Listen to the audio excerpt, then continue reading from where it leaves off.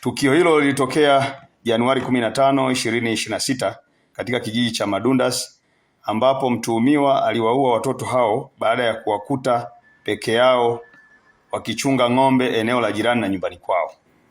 Baada ya kutekeleza mauaji hayo, aliiba ng'ombe 15 walizokuwa wakichunga watoto hao, kisha kuziswaga na kwenda kuzificha nyumbani kwa mjomba wake aitwaye Masoda Kurwa anayeishi kijiji cha Madundas B, na kuanza kutafuta mteja ambapo alifanikiwa kuwauza ng'ombe hao na kupata fedha taslim shilingi milioni 5.1 laki.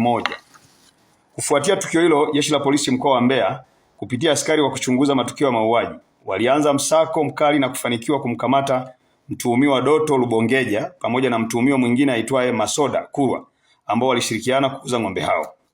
Kupitia msako huo, askari hao walifanikiwa kuwapata ng'ombe wote 15 waliokuwa wameibiwa pamoja na fedha taslim kiasi cha shilingi milioni 5.1 laki zilizopatikana baada ya kuuzwa kwa ng'ombe hao.